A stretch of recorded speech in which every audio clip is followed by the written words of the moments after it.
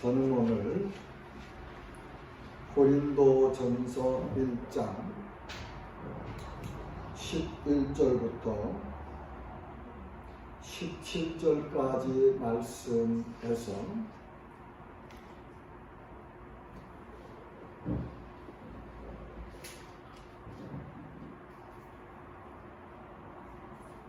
같은 마음과 같은 뜻으로 라는 제목으로 주님의 말씀을 선고하려고 합니다.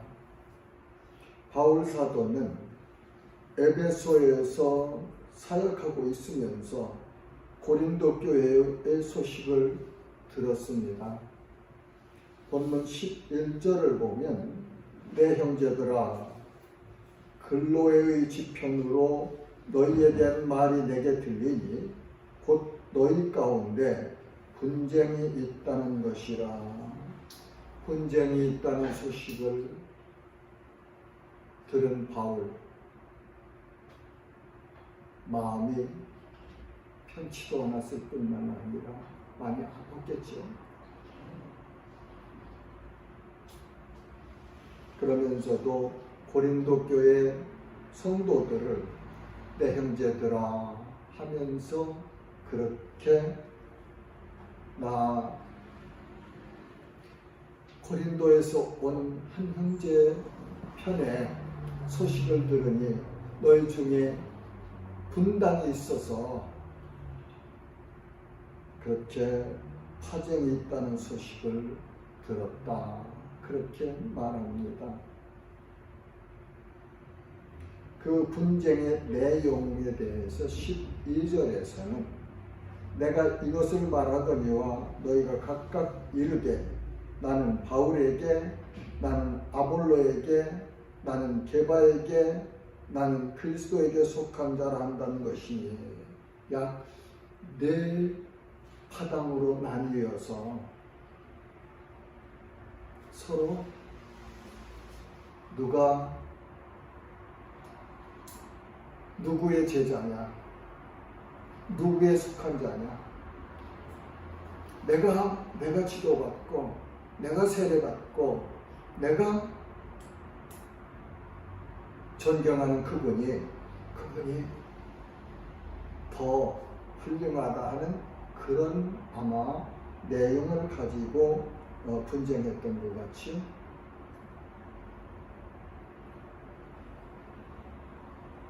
이 사실에 대해서 바울은 분쟁에 대한 논박을 합니다. 13절에 보면 그리스도께서 어찌 나뉘었느냐?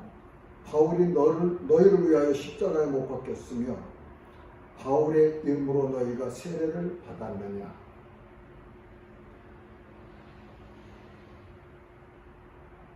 바울은 고린도 교회에 가서 18개월 동안 복음을 전하며 하나님의 말씀을 가르쳤다고 사도행전 18절에서 우리가 지난번에 한번 확인했었죠.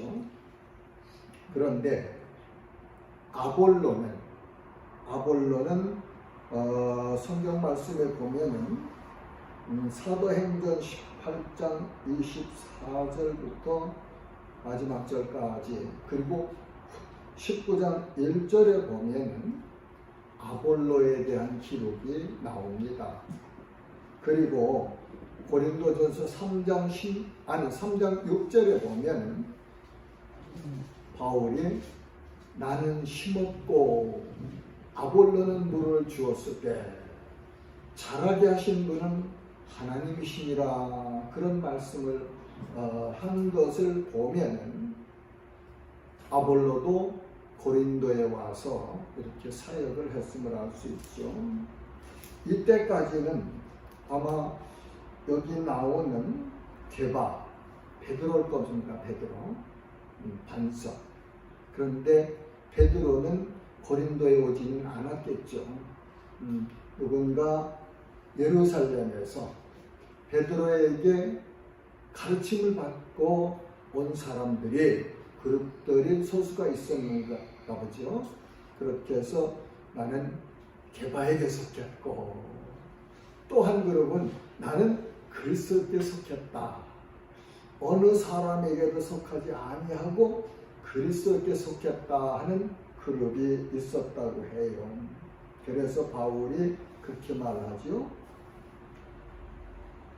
그리스도께서 어찌 나뉘었느냐? 바울이 너희를 위하여 십자가에 못 박혔으며 바울의 이름으로 너희가 세례를 받았느냐? 바울, 아볼로, 게바 모두가 하나님의 종으로 예수 그리스도의 복음을 전한 전도자들이었고 하나님께서 보내서 사용한 그런 사역자들이다. 그러면 그 사역자들의 주인이 누구시냐? 예수 그리스도 곧 하나님이시다 하는 내용을 여기서 우리는 알 수 있겠죠. 자, 분쟁의 원인이 어디로부터 왔을까요? 분쟁의 원인이 십자가의 주님의 은혜로 가까이 나가지 않고 사람을 통하여 자신의 지위를 높게 평가받으려는 마음에서 기인하였다. 분쟁이 서로가 서로 높아지려는 마음에서부터 시작되었다. 이 마음은 에덴 동산에서 사탄의 유혹을 받은 첫사람의 마음에 들어온 교만한 마음이죠. 사탄이 그렇게 말하죠. 너 하나님께서 따먹지 말라고 그 열매 따먹으면 눈이 밝아져서 하나님처럼 될 거야. 그러니까 하나님처럼 되려고 하는 마음, 교만한 마음이 마음속에 들어와서 마음을 사로잡았고 그 유혹에 넘어가서 하나님께서 따먹으면 죽으리라는 그 말씀을 무시한 채로 따먹음으로 죄를 범했죠. 예수님의 제자들도 이렇게 서로가 높아지려는 사건으로 예수님의 책망을 받기도 했습니다. 마태복음 20장 20절에서 21절 내용에 보면 요한과 야고보의 어머니가 자기의 두 아들을 주의 나라에서 하나는 주의 우편에 하나는 주의 좌편에 앉게 해달라는 청을 합니다. 이 말을 들은 열 제자가 화를 내죠. 분이 여겼다고 그렇게 성경은 말씀해요. 그때 예수님께서 제자들에게 가르쳐 주신 말씀은 너희 중에 누구든지 크고자 하는 자는 너희를 섬기는 자가 되고 너희 중에 누구든지 으뜸이 되고자 하는 자는 너희의 종이 되어야 하리라. 인자가 온 것은 섬김을 받으려 함이 아니라 도리어 섬기려 하고 자기 목숨을 많은 사람의 대성물로 주려 함이니라고 말씀하시네요.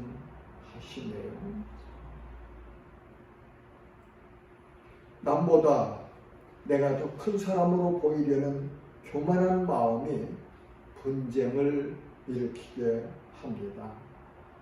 자, 그렇다면 분쟁을 해결할 수 있는 열쇠는 무엇일까요? 우리가 하나님의 말씀에서 분쟁을 해결할 수 있는 열쇠를 얻으려면 빌립보서 2장 5절에서 8절 말씀을 우리는 찾으면 좋겠습니다. 너희 안에 이 마음을 품으라. 곧 그리스도 예수의 마음이니 그는 근본 하나님의 본체시나 하나님과 동등됨을 취할 것으로 여기지 아니하시고 오히려 자기를 비워 종의 형체를 가지사 사람들과 같이 되셨고 사람의 모양으로 나타나사 자기를 낮추시고 죽기까지 복종하셨으니 곧 십자가에 죽으심이라. 빌립보 교회에도 이런 분쟁과 다툼이 있었던 것 같습니다. 빌립보 4장 2절에 보면 내가 유오디아를 권하고 순두개를 권하노니 주 안에서 같은 마음을 품으라. 같은 마음, 겸손한 마음, 사랑하는 마음은 예수 그리스도의 마음을 본받을 때 우리 안에 있는 분쟁을 해결할 수 있는 열쇠가 될 것 같습니다. 예수님은 요한복음 13장 34절과 35절에서 새 계명을 너희에게 주오니 서로 사랑하라. 내가 너희를 사랑한 것 같이 너희도 사랑하라. 너희가 서로 사랑하면 이로써 모든 사람이 너희가 내 제자인 줄 알리라. 아멘. 사랑하면 다툼이 없겠지요. 그래서 다툼에는 사랑이라는 약이 특효약일 것 같아요. 주변에 미운 사람이 있으면 그때는 내가 시험을 받는 것이죠. 내가 시험을 받는 거예요.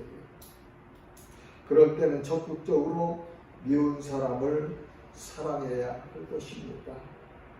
잠언 16장 24절은 선한 말은 꿀송이 같아서 마음에 달고 뼈에 양약이 되느니라. 선한 말은 꿀송이 같아서 마음에 달고 뼈에 양약이 되느니라. 마음을 기쁘게 할 뿐만 아니라 뼈를 튼튼하게 하는 그런 약이 된다. 그렇게 하나님은 말씀하십니다.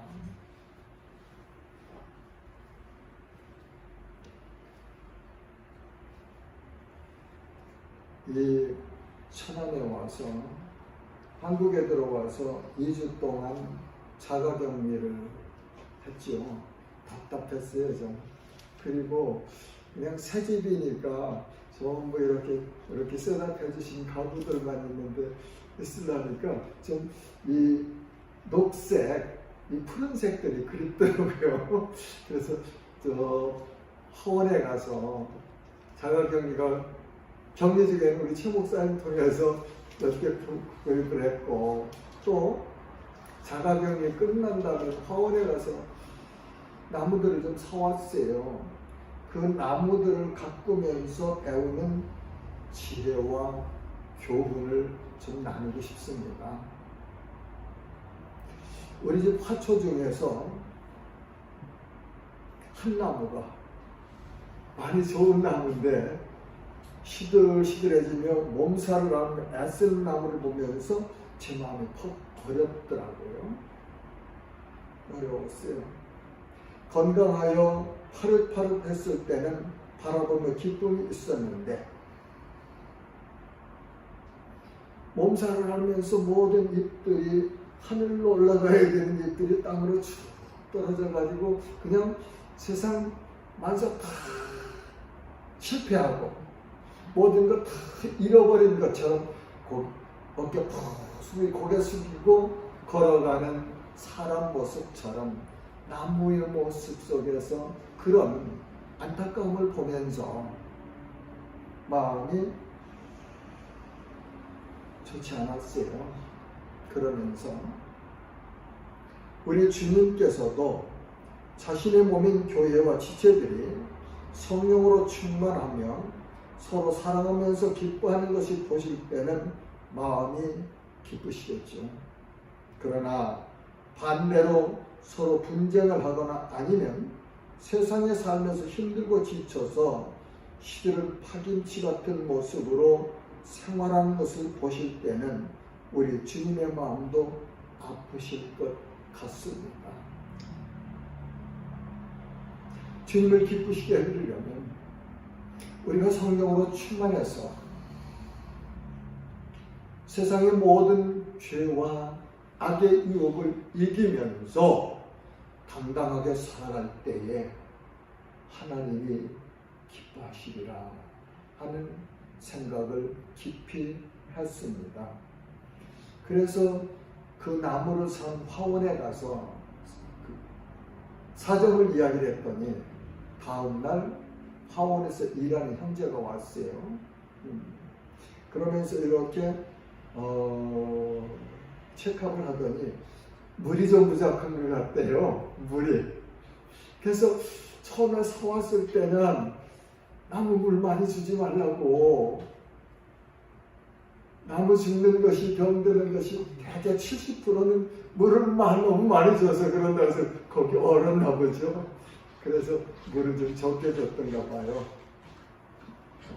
목사님 얼굴이 안 보인다고 다들 저한테 털려와서 목사님 얼굴에 이거 핸드폰 목사님 핸드폰 네. 한두 사람을 그냥 다 그러니까 네.